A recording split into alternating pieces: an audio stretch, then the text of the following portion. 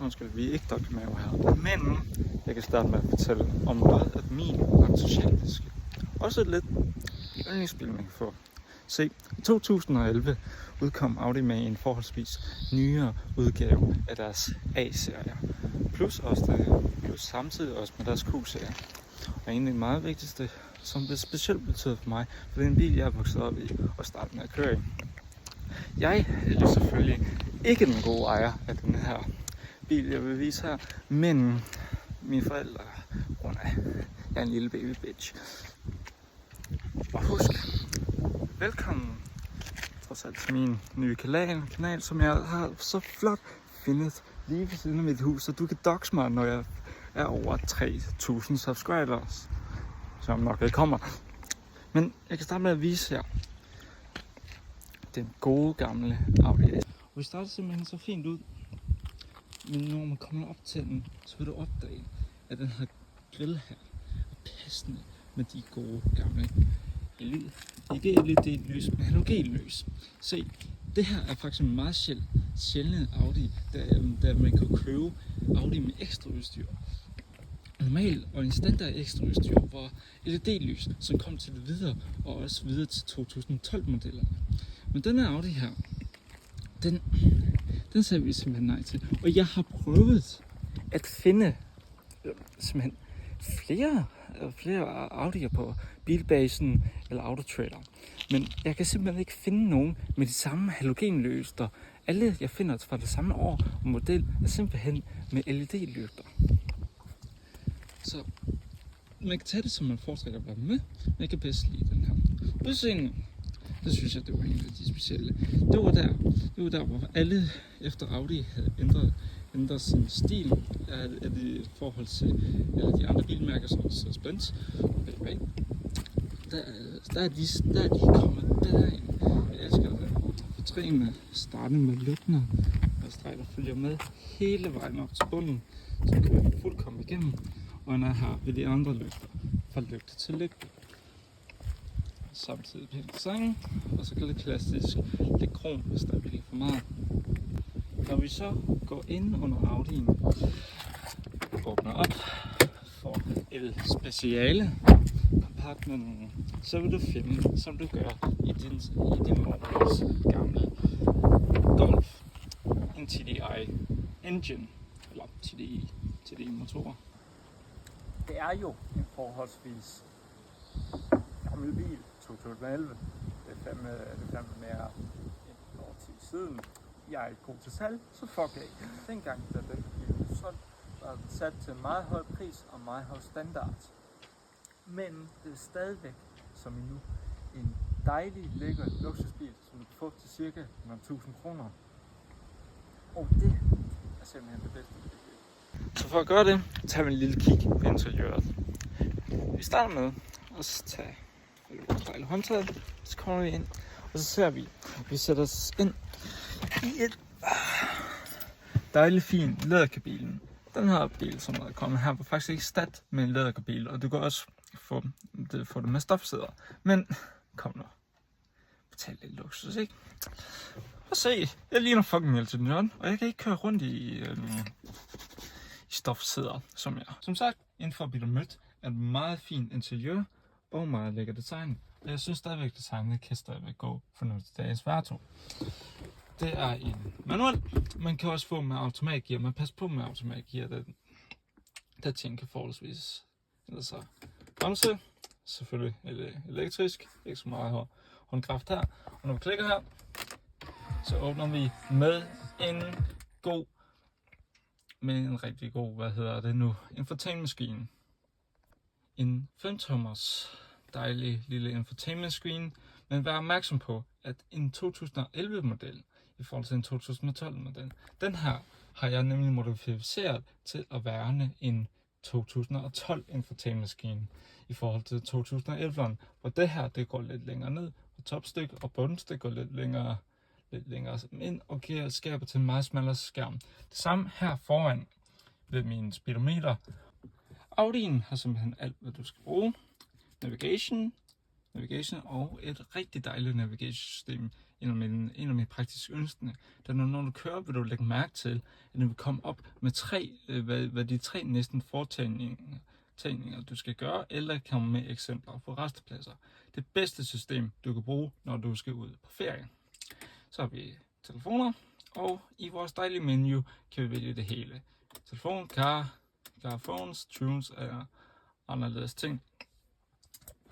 Du kan også styre de meste af tingene for dit ret-system, som er jo meget fint stående her.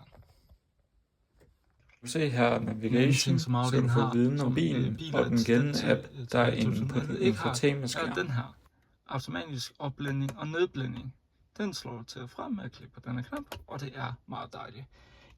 Den virker okay i forhold til nu til dags systemer, men den kan stadigvæk fejle ud i forskellige tidspunkter. Jeg vil sige, den virker cirka så godt som Tesla Model 3 og Tesla Model Y. I Audi'ens beta-kontrol er der lidt forskellige ting. Vi har infotainment, parking brake, automatisk parking, en manuel gearbox, du kan også få den med en automatgear, afskruning af lyd, radio, media, car, så kan man, og det vil alt sammen vil vise frem over på den store infotainment-skærm. Vi har lidt dejlig plads til whatever du vil lægge der. Jeg har lige noget for flækker. Fuck, jeg elsker flækker. Kopholder, og så har vi lidt mere infotainment styr, og her er der plads til Apple CarPlay. Meget dejligt. Over i siden har vi vores låsknapper, der er styringen til sidespejlet, som normalt. Settings til dejlig memory control seat, og her er en lille design. Normalt har biler jo vores dejlige luftindtagninger. Ruder. Og så har vi jo selvfølgelig også vores børnelås. Men det bedste er jo ved de her dejlige børnelås, er jo, at du kan vælge, hvilken side børnelås skal være på. Så hvis du havde det ene barn mere, så kan du lukke deres, og lade det gode barn få lov til at komme ud. Ved rette kan du finde lidt af hvert. Vi har noget styrningskontrol af, hvad du vil have. Så du dreje her, og så kan du få, hvad det skal være, hvad det ønsker skal være, om det vil være dato, fart, tid, eller hvad end det skal være. Vi kan vælge lidt forskellige ting. Her viser den et digitalt speedometer. Vi kan vælge noget navigation, noget telefon og noget radio, som du også skal sidde og scrolle igennem og styre. Og på den anden side er der voice control. Det virker ikke så godt, virker kun for engelsk. Noget navi-info. Den her knap, jeg aldrig helt har fundet ud af, hvad den gør. Det er voice guard, og den kan du slå fra til. Og lidt lyd til din radio. Her bagved har vi vores rigtig dejlige ønskede farpilot, som du kan sætte til, hvad du ønsker af fart.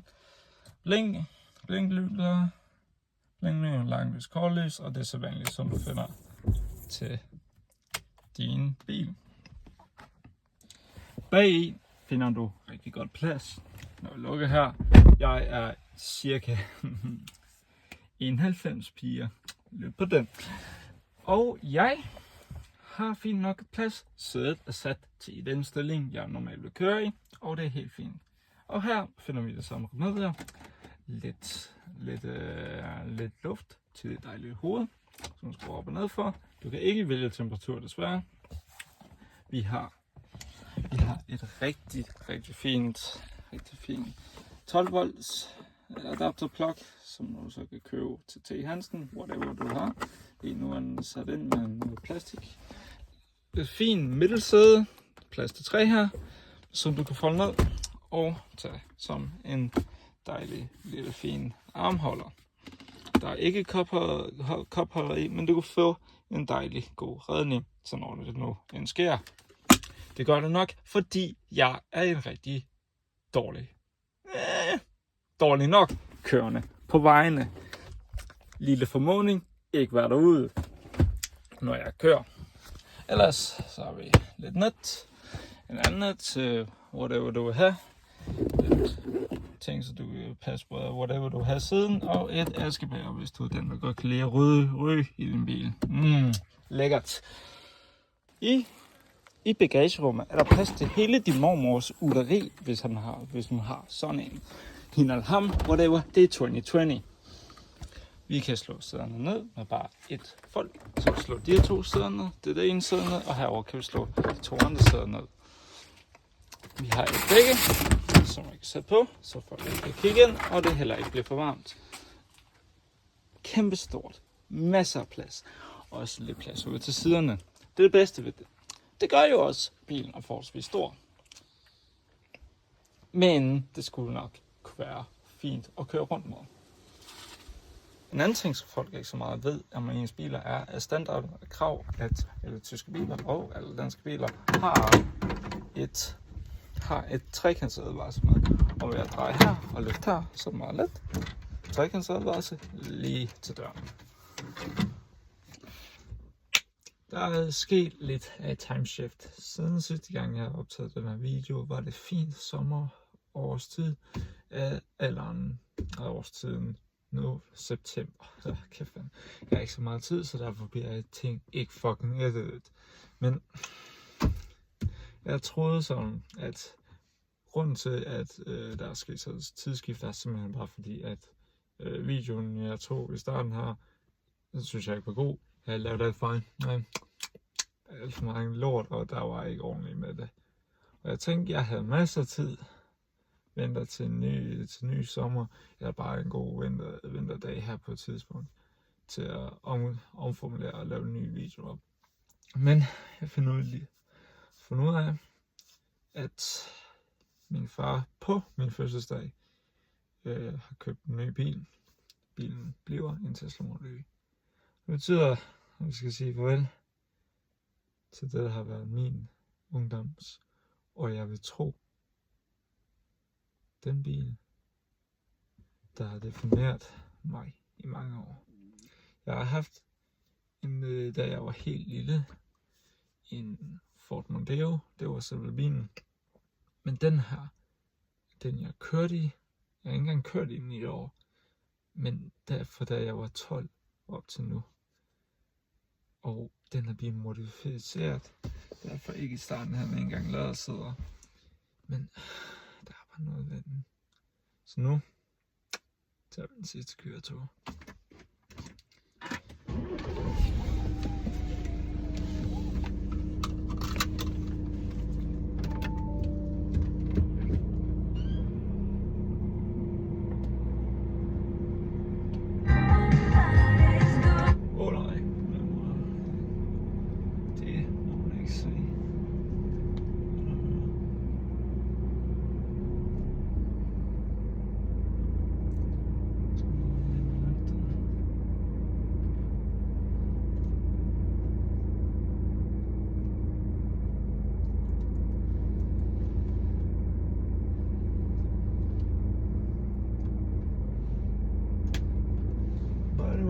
Så har den også bare et kamera, der er lidt fint i.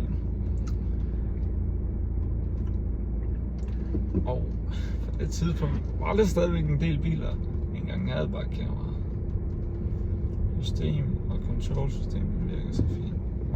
Det her er som sagt en 6-gear manuel, og den, se der går jeg det jo igen, men den er så fint smooth. Men lær af den her 6-speed her, det er i den short shifter, det er en meget lang shifter. Men det gør ikke noget, fordi den virker fint. Og den fungerer bare. Bilen fortæller, hvornår den skal. Du skal skifte, trække koblingen klikker ned, og giver den bare et fint lille sprøjt af ekstra energi. Så er den skiftet. Og ved det høje gear der skal du næsten ikke engang gøre det. Styresystemet er let. Det kan konfigureres til forskellige positioner, det hele og det andet. Lige nu der har jeg en komfortabel, så det er dejligt let. Du kan sætte sport til mere stift og med mere stift affjedring. Ja. Det har virkelig været en bil,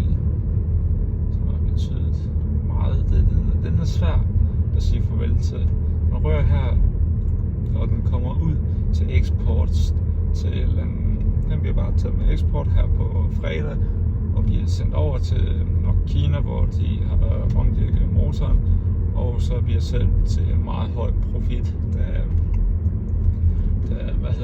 udenlandske biler meget højt taxet, som gør det til statussymbol. Og det er jeg faktisk lidt glad for. Og den kommer til at leve videre, bare den smule længere. Indtil den virkelig ikke kan så meget mere. Kommende tilbage på det der med gearskifter, så er den stadig fin.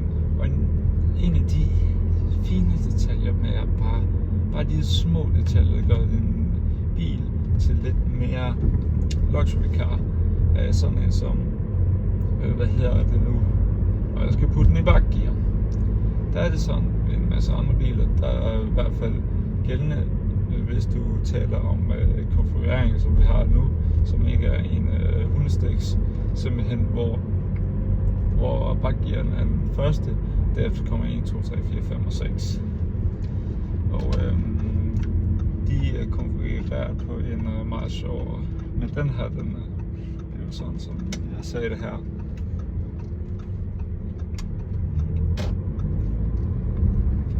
Men i forhold til andre biler, der skal du løfte den op for at kunne sætte den i bakgear.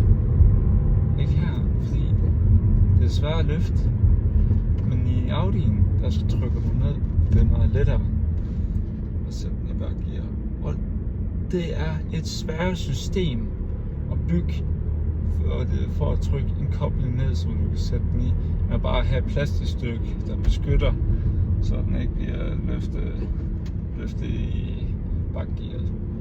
Og det er bare fedt. Autopiloten sidder på, en tredje panel. Og den, stadigvæk Audi, why er det ikke en del af rettet? Det er lidt sur som salt, men det er sgu fedt. Det er sgu fedt nok. Og man lærer den at bruge, og så virker den. En af de ting, jeg altid har elsket med den her bil, det er simpelthen, at jeg synes, det er en meget sød bil. Jeg har ledt igennem byer og andre steder, og også på internettet, for en bil, der minder lige så meget en Audi A6 på samme alder, og med halogenlygter. Men det har jeg aldrig kunne finde, og simpelthen, det vil jeg aldrig kunne finde. Og så de andre er nemlig med LED-lygter. Det er sådan en meget sjælden alder af bil, på grund af den sidste blev bygget for et år, og inden de lavede et design change og skiftede halogenlygter ud med LED-lygter. Bilen var næsten principielt stadigvæk den samme, men de nye så lidt anderledes ud. Og jeg har faktisk aldrig kunne lide det med de nyere lygter. Jeg synes den her, med de her halogenlygter, det får den til at virke meget mere vis. Sådan en som en rigtig gammel mand vil køre i. Put en turban på og lidt langt skæg, og så har man en vis mand for de varme lande. Nej. Men det sjove fra det side af, jeg vil nok om 20 år, når jeg i den fine alder 39 husk tilbage og tænke, jeg var varm, og da jeg fik kørekort, der kørte jeg et tysk luksusmærke med fine lædersæder og et pop-up display.